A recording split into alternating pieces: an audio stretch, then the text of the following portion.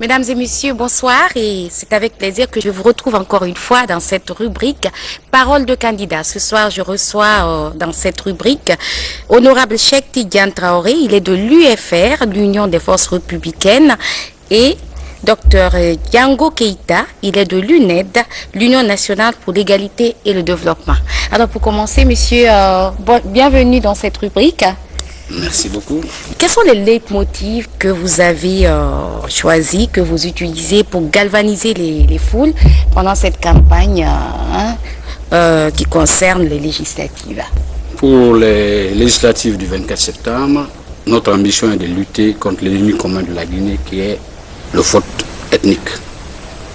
Nous voulons à l'Assemblée nationale, pour que le repli identitaire, la régionalisation de l'appui politique soit changée contre la régionalisation du développement. Nous voulons donner des outils à la République de Guinée performants qui puissent permettre de faire de la région un pôle de développement économique et social dans le cadre de l'approfondissement de la politique nationale de décentralisation. Et vous, Dr Yango Keïta, vous avez la même question, c'est-à-dire le leitmotiv retenu par votre formation politique pour galvaniser les foules pendant cette campagne. Merci. Je suis heureux de présenter l'UNED un peu. C'est l'Union nationale. Non, allez-y directement au but parce que vous avez droit à 2 minutes 30 secondes. Et nous avons une union, l'égalité et le développement sans le racisme. Ça, c'est notre objectif fondamental. Nous allons poursuivre notre manière de penser. Nous nous disons que sans éducation, il n'y a pas de développement. Ainsi, nous soumettons que nous voulons que les gens soient formés pour une formation pour tous, de la première année à la 10e année. Si vous accédez à la future législature, quelle sera votre feuille de route, honorable Cheikh? Notre feuille de route sera d'abord de réorienter l'action du gouvernement actuel pour donner la chance au changement. Le changement pour lequel nous avons élu le gouvernement actuel, le président actuel qui a mis en place son gouvernement, dont les dérives ne vont pas dans le sens du changement. L'expertise de l'équipe de l'UFR, l'expertise du président de l'UFR, sa connaissance pratique de l'administration publique, nous allons mettre ça au service de l'État guinéen pour que la représentation nationale puisse avoir une croix de transmission avec le peuple à la base et que ses préoccupations soient prises en charge. Docteur Yango Keïta, avez-vous également un programme bien établi, bien élaboré, au cas où vous seriez député dans quelques semaines? Oui, notre programme, je l'ai déjà dit, nous allons penser à la formation du primaire jusqu'à l'université. Ainsi, je dis qu'au niveau de l'université, il faut développer les branches de sciences de la vie. Il faut la technologie et surtout la biotechnologie, par exemple. Faire la pratique une base pour le développement. Dans le domaine de la santé, nous voulons qu'il y ait partout des centres de santé dans tous les villages et surtout mettre des agents de santé à la disposition de ces villages et que les soins soient gratuits.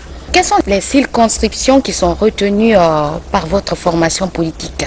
Il y en a 12. Au niveau de la région de Conakry, nous avons Kaloum, Matam et Matoto. Nous avons également Forokaria, Koya, Dubreka, Bofa et Boké. Nous avons également en région de la Haute-Guinée, Farana. Et en forêt, nous avons Zérekore, Massanta et Yomu. Je me tourne vers vous, Dr Yango Keïta. Alors, les différentes circonscriptions qui intéressent votre parti politique. Notre parti UNED n'a que 2 circonscriptions électorales. C'est Dalaba et Koubia. Et je vais directement attaquer qu'est-ce que je vais faire à Dalaba. Vous savez que Dalaba, c'était un rêve de quelqu'un qui s'appelle Chevalier. Et je veux faire de sorte qu'on arrive à réaliser ce rêve, faire de sorte qu'on peut venir travailler et on peut venir se reposer et on peut venir se soigner là-bas. Donc une zone touristique par excellence. Voilà.